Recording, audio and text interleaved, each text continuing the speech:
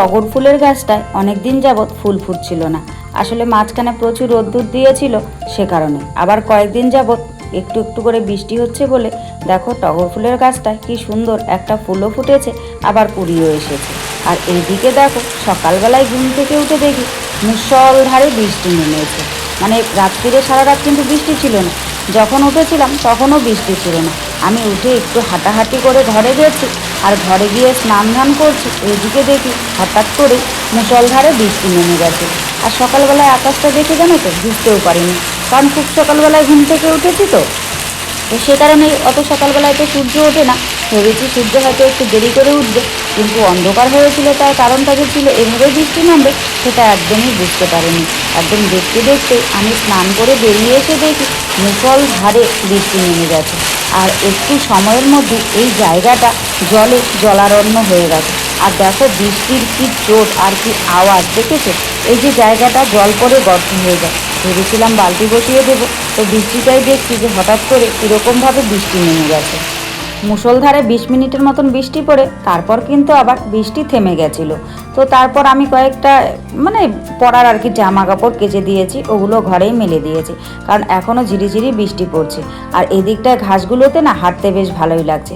তো স্নান ধান করে নিয়ে এখন আমি ব্রাশটা করছি, আর ব্রাশ করতে করতে এইটুকু জায়গায় হাঁটছি, কারণ চারিদিকে যেখানে একটু নিচু নিচু জায়গা আছে না, জল জমে আছে, ওই দিকে হাঁটা যাচ্ছিল না তাই। আর এখন কিন্তু কর্তামশায় উঠে বেরিয়ে চলে গেছে একটুখানি হাঁটতে।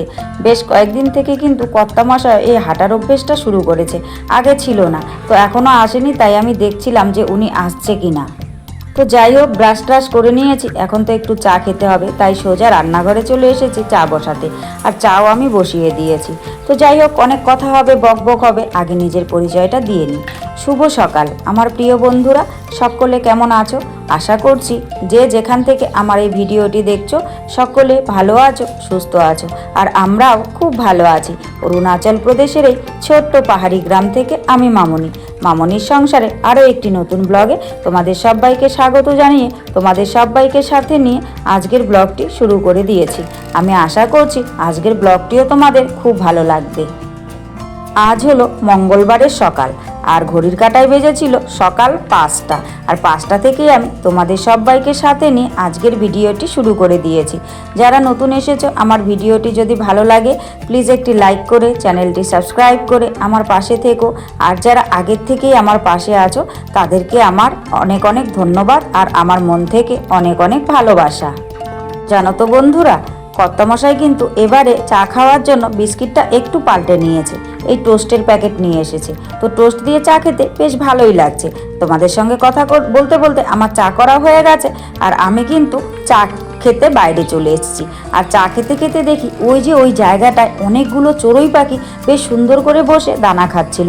আসলে বৃষ্টি কমে গেছে তো এখন ওরা ভেবেছে পোকামাকড় হয়তো বেরিয়েছে, তো ওরা তো পোকামাকড় খেয়ে থাকে। আর দেখতে বেশ ভালো লাগছিল, তাই কিন্তু আমি তোমাদের সঙ্গে শেয়ার করলাম। ওই দেখো এখন উড়ে গেছে, এখন বোঝা যাচ্ছে।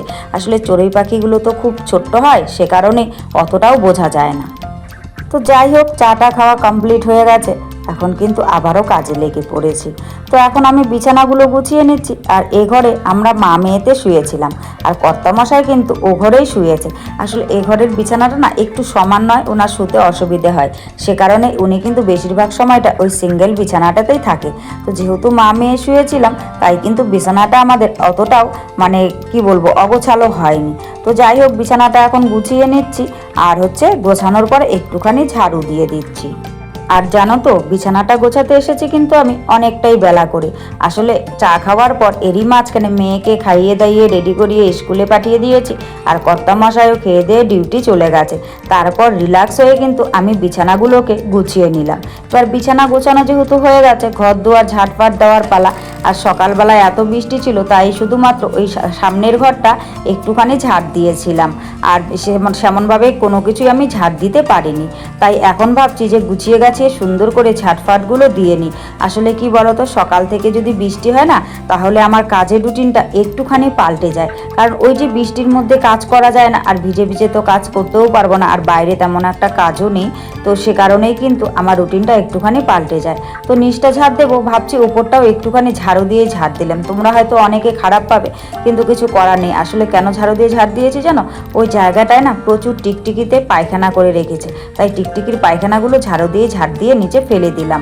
আর তারপর ওই ঘরটা পুরো ভালোভাবে ঝাড়ফাট দিয়ে নিয়েছি। দেখো কত হারে নোংরা বেরিয়েছে। ওই বললাম না, একটুখানি ডিপভাবে ঝাড়ু দিলে অনেক কিন্তু নোংরা বেরিয়ে যায়। তারপর সামনের দিককার ঘরটা আমি ঝাড়ু দিয়ে নিলাম। ঝাড়ু টাড়ু দিয়ে এই দেখো বাইরের দিকটা ঝাড় দিচ্ছি। আর যখন মুষলধারে বৃষ্টি পড়ছিল না, তখন এই বালতিগুলো দিয়ে রেখেছিলাম। বেশ কিন্তু 2 বালতি জল আমি ধরতে পেরেছি। ওই একটুখানি সময়ের বৃষ্টিতে এত পরিমাণ বৃষ্টি হয়েছে, বেশ ভালো কিন্তু জল দিয়েছে। তো 2 বালতি জল নেওয়ার পর আবার বালতিটা এখানে বসিয়ে রেখেছি।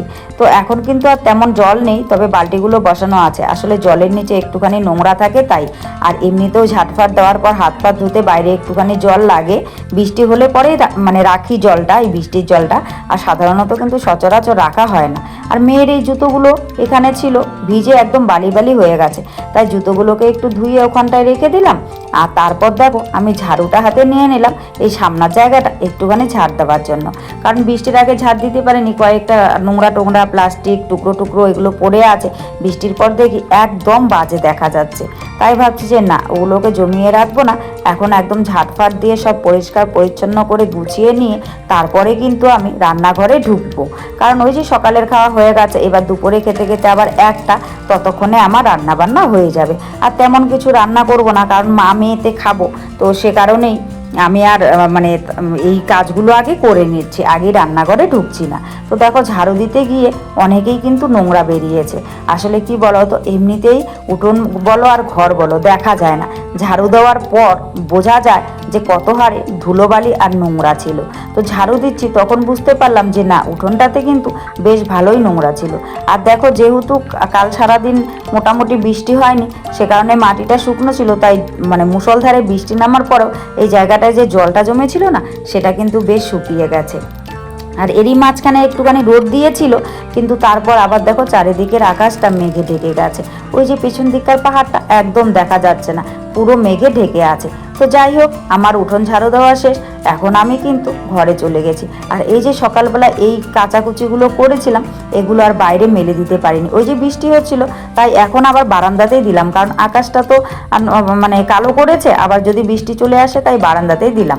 যখন পুরোপুরি রোদ উঠবে তখন বাইরে দিয়ে আসবো। তো যাই হোক, কথা বলতে বলতে আর কাজ করতে করতে আমার কিন্তু রান্নার সময় হয়ে গেছে। যেহেতু দুজনায় খাবো, তাই একটুখানি ভাত বসিয়ে দিচ্ছি। কারণ সকালবেলায় আজকে ভাত বানানো হয়নি, অন্য খাবার খেয়ে মেয়ে চলে গেছিলো, সে কারণে। আর আরেকটা জিনিস হয়েছে জানো তো, এই ভাত বসাচ্ছি, ভাবছি কি রান্না করব। তো ঝিঙে ছিল ঘরের মধ্যে, আর হচ্ছে আলু আছে, আর তেমন কিছু নেই। তো ভাবছি ঝিঙে আলু দিয়ে একটুখানি সর্ষে বাটা দিয়ে মাখা মাখা তরকারি করব। তো সে কারণে এখান থেকে আমি আলু নিয়ে নিলাম, আর ঝিঙে আলু কেটে একদম ধুয়ে নিয়েছি, আর সর্ষেও কিন্তু বেটে নিয়েছি। এখানে সর্ষে আর কাঁচা লঙ্কা বাটা আছে, সর্ষে কাঁচা লঙ্কা দিয়ে কিন্তু আমি আজকে ঝিঙে আলু চচ্চড়িটা করব। তো ঝিঙেটা যেহেতু নরম সবজি, খুব সহজেই গলে যায়, সে কারণেই কিন্তু আমি আলুটা আগে ভেজে নিলাম। আলুটা আগে কিছুক্ষণ ভেজে নেওয়ার পর তারপর কিন্তু আমি দেখো এখানটায় ঝিঙেগুলো দিয়ে দিলাম। আর হ্যাঁ, এই ফোড়নে কিন্তু আমি দিয়েছি কালো জিরে, কারণ অন্য কিছু দেইনি। যেহেতু মানে কি বলবো, ঝিঙে পোস্ত নয়, ঝিঙে সর্ষে করব, সে কারণেই একটুখানি কালো জিরে ফোড়ন দিয়ে দিয়েছি। তারপর এগুলোকে কষিয়ে নিয়ে এই যে আমি এখন সর্ষে বাটা আর হচ্ছে লঙ্কা বাটাটা দিয়ে দিলাম। এখন একটু মাখা মাখা হয়ে ঢেকে রেখে দেবো। সিদ্ধ হয়ে গেলে, এই যে সিদ্ধ আমার হয়ে গেছে, এখন ধনে পাতা একটুখানি ছড়িয়ে দিয়ে কিন্তু নামিয়ে নেব। এই রান্নাটা এভাবে করেছি, আর জানো তো খেতে খুব টেস্টি হয়েছে। কিন্তু ওই যে সর্ষে বাটা দিয়েছি, মেয়ে খাবে না, সে কারণে মেয়ের জন্য আমি এখানে একটুখানি আলু ভাজা করে নিচ্ছি। আজকে দুপুরের মেনু তো এইটুকুই। তো মেয়ে স্কুল থেকে চলে এসেছে, মেয়েকে স্নান ধান করিয়ে দিয়েছি, মেয়ে একটুখানি রেস্ট নিয়েছে। আর স্কুল থেকে আসার সময় ম্যাম নাকি ওকে মানে লেস খাইয়েছে, তো সেই কারণে খাবারটা একটু দেরি করে খাচ্ছে। এখন কিন্তু দুপুর 2:30 বাজে, আমরা দুজনাই মিলে খাওয়া দাওয়া করে নিচ্ছি। তো যাই হোক বন্ধুরা, সব মিলিয়ে আজকের ব্লগটি তোমাদের কেমন লেগেছে অবশ্যই কিন্তু তোমরা কমেন্ট করে জানাতে ভুলো না। আর আজকের ব্লগে যদি কিছু ভালো লাগে তাহলে প্লিজ একটা লাইক করো, কমেন্ট করো, শেয়ার করো, আর আমার চ্যানেলটিকে সাবস্ক্রাইব করে এভাবেই আমার পাশে থেকো। সকলে ভালো থেকো, সুস্থ থেকো।